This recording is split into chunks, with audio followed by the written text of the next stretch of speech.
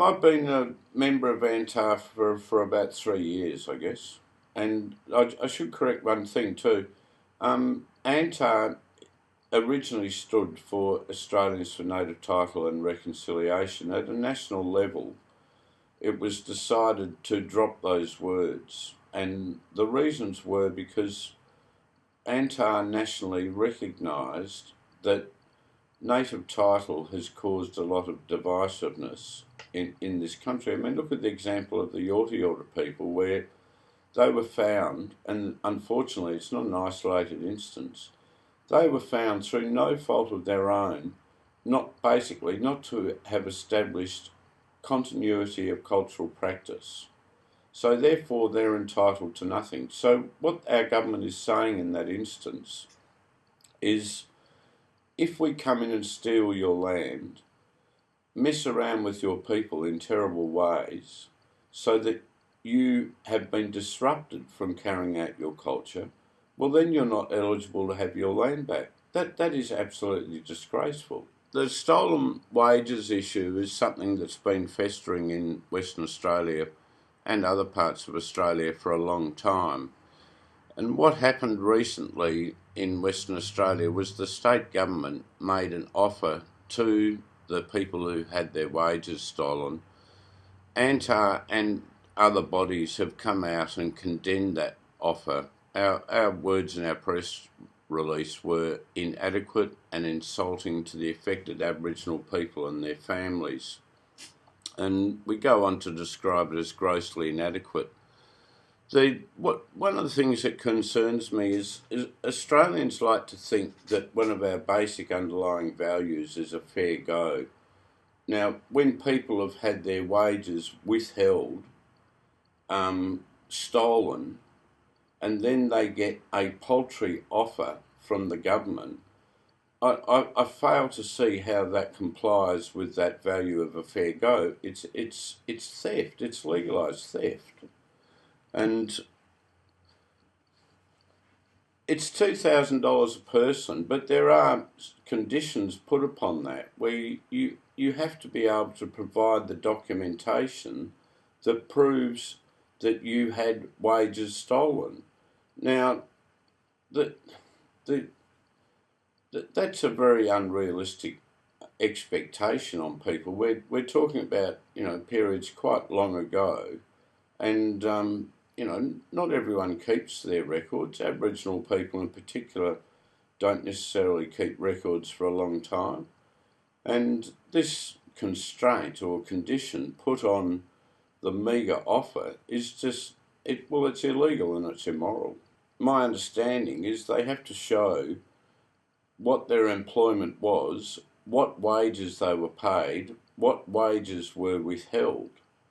Now, not everybody keeps those sort of records. If you can't provide that, you're not eligible for this meagre compensation. The Aboriginal Legal Service in Western Australia, as I understand it, is recommending a class action by those people against the state government and any other employers.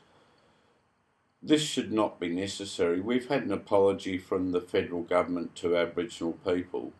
This is a continuation of the practices that the Australian government apologised for, and all Australians should be totally ashamed of.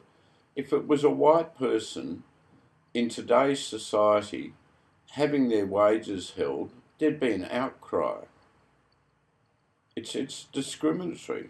It's totally discriminatory. Well, it's not just Noongar people, it's people all across Western Australia. So some of the people are regionally based, some of them are fairly transient or nomadic. And to expect people like that to be keeping records from years ago is just totally unrealistic, and it doesn't, well, it just amazes me that in a so-called democracy, a society that's founding principles were based on religion, thou shalt not steal is a very common Ten Commandment. The land was stolen, and now within that, people, our government is expecting to be able to retain long-held wages. If it was happening to white people in this country, there would be an outcry. And there should be an outcry about this. Unfortunately, most of the observers, the media, and other social justice organisations, with the exception in Western Australia of ALS, most of them have been silent on this issue. I fail to understand why.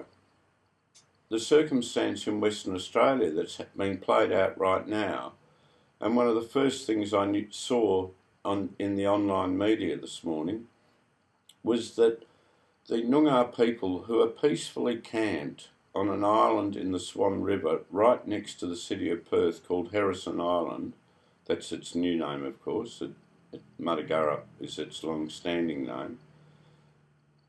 The police have moved in again. It's a registered Aboriginal site. They've moved in and they're probably, as we're talking now, arresting, harassing people. Right? It's a largely unused island. It's public open space. And the reason they're camped there is because the West Australian government has made an offer that at first appearance seems quite generous. It's $1 billion to Noongar people. Well, Noongar lands cover from a fair way north of Perth down roughly to Esperance. It's some of the most valuable real estate, if you want to look at it in those terms, in Western Australia. The $1 billion is partly a return of land, a fraction of what was illegally and violently stolen, and cash payments that go into trust funds or equivalent of trust funds for 10 years so that it helps Noongar people achieve some sort of self-determination. Now, the position as I understand it at the Tent Embassy and quite a few other Noongar people is that is an insulting offer. I would think the value of the land in the CBD would far exceed that. In Western Australia, there was it was an Act of Parliament, as I believe enacted from England, that Aboriginal people in Western Australia would be entitled to 1% of GDP for their betterment. Now that was overturned by a previous Premier of Western Australia quite a long time ago, Premier Forrest. One of his relatives is Twiggy Forrest. Now, 1% of GDP in Western Australia stacks up to quite a lot of money.